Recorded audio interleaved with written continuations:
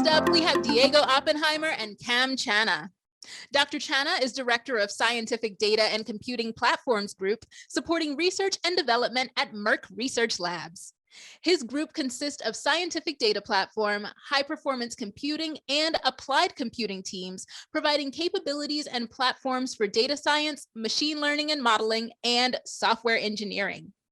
He also leads the Site Reliability Engineering team, which supports capabilities for deployment engineering, instrumentation and monitoring of software, infrastructure, and lab systems. Diego Oppenheimer is co-founder and CEO of Algorithmia, the enterprise MLOps platform, where he helps organizations scale and achieve their full potential through machine learning. Algorithmia puts ML models into production faster and more cost-effectively with enterprise-grade security and governance. Diego is active in AI and ML communities and works with leaders to define ML industry standards and best practices. Please join me in welcoming Diego and Cam to the stage.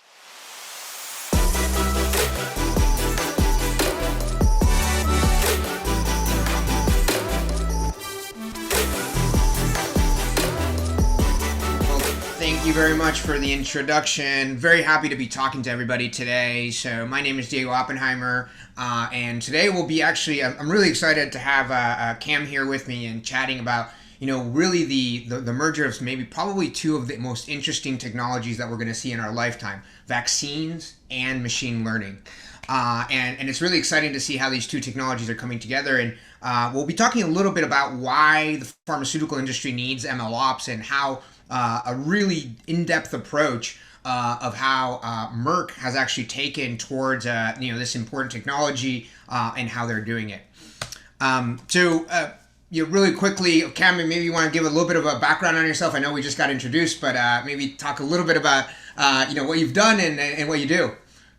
Sure, thanks, Diego. So I head up a group that is focused around primarily scientific data and data consumption. And that data consumption comes in all forms of visualization all the way to machine learning models that we use around the data. And my primary focus, or the group that I support, is within the Merck Research Labs. So we're basically early discovery to preclinical and some development work. But it's really in that sort of research capability. And we're also supporting and looking at other technologies like emerging technologies with next-gen HPC, quantum computing. Just basically looking at the gambit of how we bring high-performance computing to solve our problems in the pharma space. Excellent. Great. Well, super excited to have you. So for those who know, I'm Diego Oppenheimer. I'm the CEO and founder of a company called Algorithmia. And we specialize in MLOps, and I'll talk a little bit about that. But really the star of the story here today is Cam, so we'll get quickly to his section of the conversation.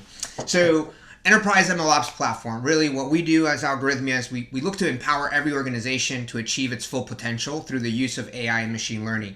We have a deep belief that this is one of the most influential technologies we're going to see in our lifetime, and that every single organization can actually take advantage of it if they can find a way of doing this in a repeatable, standardized, and scalable way. And that's really what Algorithmia has been built for. So when we look at the challenges in machine learning, what we see is an extremely inefficient machine learning lifecycle, and it's really contributed by a number of different factors. One of them is what we call stuck in the lab, a different lab than the one that Cam's going to be talking about. This is actually more like the data scientists, like working in silos, not being able to actually get their work into production. A disconnect between, DevOps teams and data science teams in terms of how they can actually get the technology out and into production and working in a reliable way. A wide matter, and I know that Cam has this problem or sees this every day, which is tons of new technologies. There's all the technologies of the past plus all the technologies of the future and how these can be applied. How do you actually get them all working together? How do you actually work with them in a way? How do you future-proof your systems for the future of like, hey, we have new neural net frameworks, we have new machine learning libraries. Results matter. So how do we get buy-in from the C-suite in terms of the efforts, investing in technology, investing in people, and then finally, as you build out all these systems, how do you maintain them over time? So maintenance is a very, very overlooked thing. It's actually getting a model deployed or a pipeline deployed is one thing. Having a system that can be maintained over time and the cost of that is something that gets ignored a lot of times. So when you look at these compounding factors, every single one of these actually turns into why the inefficient machine learning, there's an inefficient machine learning life cycle. And this actually brings some pretty stark statistics. 85% of machine learning projects failing to get past the POC. 64% of organizations saying that they take a month or longer to deploy a model into production. And this is really, this isn't a question of, is this technology going to work? Is there a better way, and can we actually standardize, deploy, and move faster using MLOps so that we can actually take advantage of this technology? So we do a survey every year.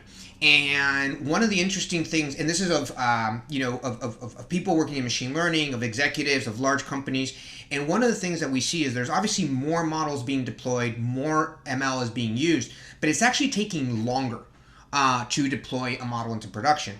And this isn't really just because it's hard to wrap a Flask app around an application, but actually because these models are being used in production. That production workload needs to be passed through security, audit, governance. There's a lot of things that need to happen that are now like, hey, we're going to rely our business on these models. We need to comply with these rules governance rules that exist inside our T organization. And that's actually slowing down the ability to get models into production quicker, even though there's more out there. And so how do we think about industrializing our ML process? How do we think about building this in a secure, repeatable, and fast way is really the core of what MLOps is about, and what we'll be talking about today.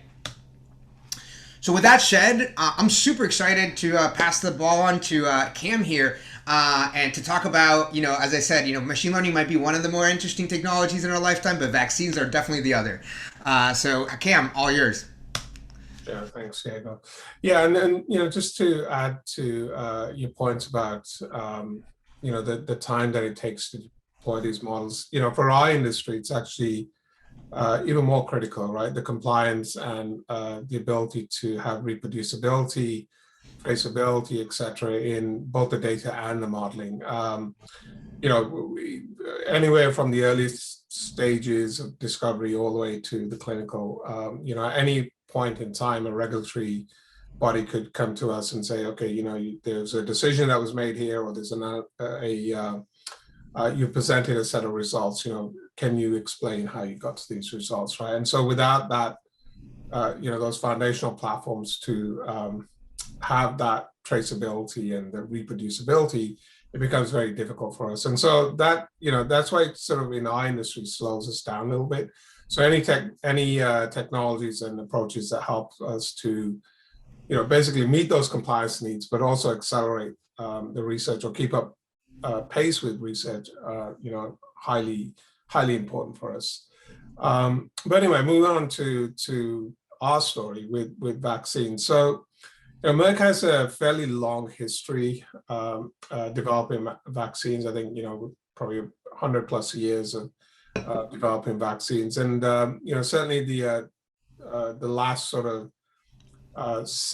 4 out of the 7 truly new vaccines were actually developed from Merck. So the COVID vaccine obviously has been front and center over the last year and continues to be. And we unfortunately weren't that successful with our vaccines in that space. We've continued to sort of lend our expertise in manufacturing and distributing vaccines at scale, to that particular fight with the disease.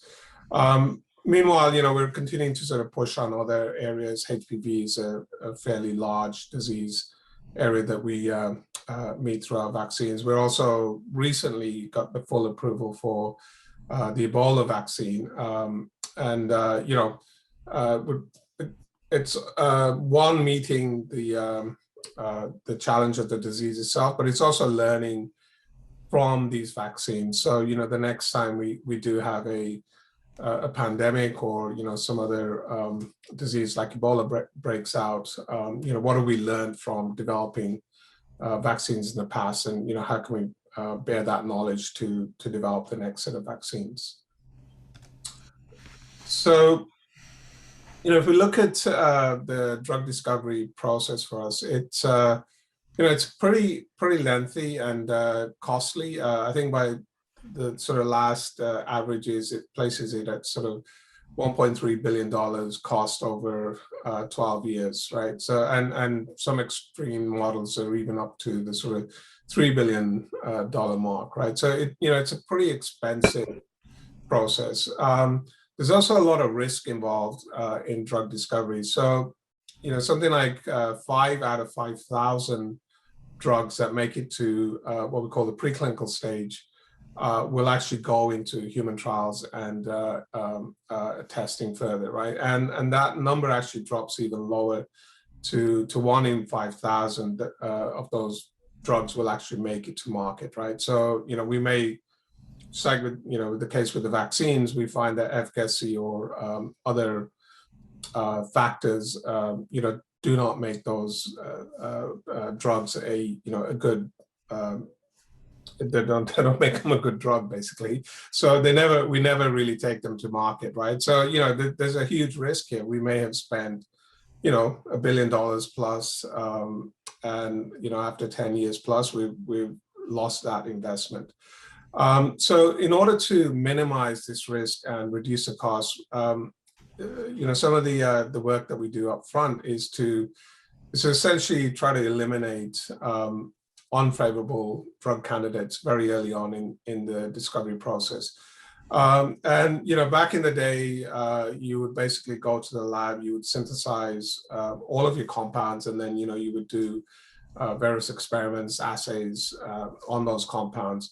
And over the last sort of couple of few decades, definitely more in the last sort of 5 years, we've shifted towards more in silico experiments up front, right? So now we can take our virtualized libraries, we can screen out compounds through in silico experimentation and eliminate those compounds that we know, are either going to have toxic side effects or, would be difficult to synthesize, or, whatever those factors are. And so, from those in silico experiments, we kind of get down to a smaller group that we then go into the lab. And so in order to sort of be efficient in these in silico experiments, our computational resources continue to grow, right? And so, right now it's really an exponential growth. Our virtual libraries are just increasing. From our CROs, we don't even get, structures anymore. They basically send us files with 1D descriptors, and we have to compute, the physicochemical properties from those 1D descriptors. So it's a very computationally expensive process, even up front. Okay, so as I said, we basically start very early on with the virtual screening, and that sort of leads to a smaller subset of compounds that we then go into the lab with. But even there is still a lot of in silico work and machine learning based modeling that goes on. And so this is part of our sort of what we call the development process of, within the pipeline. And so we have compounds. We are getting that large set of compounds down to a smaller subset. But we also want to be able to measure properties or predict other properties that wouldn't necessarily be easy to measure in a lab or in vitro, right? And so, before we go to the next stage, which is the preclinical, again, there's a lot of machine learning and predictive modeling that happens at that stage. And then, once we're sort of within well within the discovery pipeline, again, our preclinical modeling, there may be a lot of machine learning there. So basically, machine learning for us is a big deal. I mean, it cuts across the entire drug discovery pipeline. Yeah. So I have a question for you, Cam, on this one, because so it's really interesting because you've built out a massive amount of infrastructure for the scientists in your team. Like, you obviously talk about how machine learning is everywhere, and it sounds, well, I know for a fact we've been working with you, like multiple different libraries, different frameworks, different types of hardware, CPUs, GPUs. Like, how do you think about provide, because you're providing that as a service to the scientists, how do you think about like kind of managing all of that? Because it really is a continuously expanding space of tools that you need to give them with the with the goal of, again, I guess in this case, eliminating things, right? Eliminating things as quickly as possible to reduce cost. Is it all around the cost reduction? Like, how do you think about the optimization function of providing all this tooling, to the scientists that work with you? Yeah, so our challenge really is around how quickly we can build models, deploy those models, retrain those models as the data continues to change, right? And so to sort of meet that, it's a combination of the hardware. So obviously we need pretty large scale compute resources. But we also want to have a pleasurable experience for our data scientists, right? I mean, if somebody is building out a model, they want to build that model, they want to test that model, want to deploy it, and they want to redo that work over and over again. So anything that we can do to eliminate inefficiencies in that process, that's basically what we're looking for. Got it. Just takes us to the next one. Yeah. So one technique that we use quite a bit early on, and also across the pipeline, is image processing. And so whether that's early on where we're looking at protein crystals or other classification of systems, or it's looking at other images in the preclinical space. Our sort of digital pathology use case, the data and the resolution of the images continues to grow. And so, again, we need platforms that enable the compute resources, allows us to sort of scale, but again, also allows us to sort of adapt our algorithms or bring new algorithms into play much more rapidly and much more easily.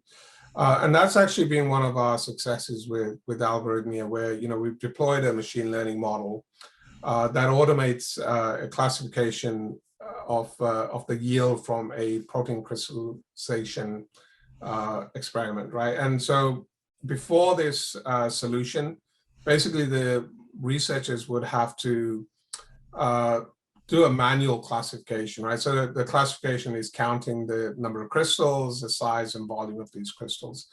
And so we developed a machine learning model that essentially ties to the instrument. So, once the assays have been completed, the machine learning model will then automatically classify these crystals. And basically, at the end of the experiment, first thing in the morning, the researchers basically are presented with a report with that classification that they were manually doing, right? So now they're focusing on analyzing the results and making decisions much more quickly than focusing on actually, processing the data so they can make those decisions. So that's been a huge efficiency improvement for us, and one of the successes around the Algorithmia platform. Great, yeah, and one of the things that I've always been impressed by your team at CAM, and I think it's always interesting that you kind of had an automation first, ideology from really early. I mean, honestly, like probably some of the earliest people like that we talked to in terms of, hey, there's a bunch of ways of doing things. You can deploy them out, but like really, your focus has been on automation of almost like removing humans from the loop of of this workflow as much as possible. Maybe you can comment a little bit about why. I mean, I can guess why, but you were almost dogmatic in a good way about it's automation. Right. Yeah, no, and again, really comes down to that efficiency, right? The complexity in our data is growing, and so if somebody is having to manually retrain models, that's not a good use of that researcher's time, right? So the automation piece really plays a huge factor there, and then it's also just the evolution of the data science itself.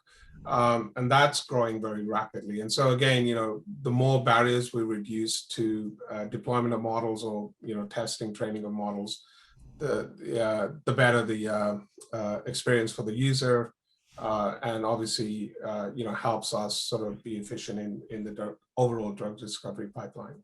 Right. So I think we're running out of time here a little bit, but maybe we can just talk about what you've achieved and kind of like where you're at today, which is quite impressive to kind of wrap up, and then we'll go into Q&A. Yeah. So as I mentioned, the one of the successes was around this image processing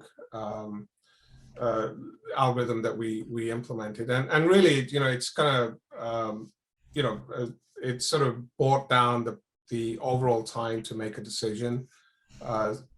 It's reduced that time significantly because the automation, the machine learning has done the hard work, and the researchers are now focusing on, okay, let's analyze the results and make a decision on how we move to the next step. And the other aspect of the Algorithmia platform is, given the flexibility and the libraries and the tools that we can bring to the platform, it's really allowed us to basically not just say, okay, we've only got this set of libraries that we can work with. We can sort of bring any code and algorithms to the platform and sort of deploy and run those at scale. Great. Well, thank you so much, Cam, for telling the story here. I know it's extremely exciting space and really interesting to see. I don't know how much people know, but like to your comment, right? Like early clinical drug research, like machine learning has really exploded and accelerated the industry. It's one of the places where I see the most machine learning in production, today. And I think that's really fascinating. And the Merck story is always exciting to talk about. So thanks everybody for being on the call today. We'll be sticking around to do some Q&A. If you want to reach out to Cam or myself, we got our LinkedIn up here. Feel free to do so. And again, I hope you have a great AI4 Summit. Great. Thanks, Diego. Thanks, everyone. Thank you, Diego and Cam.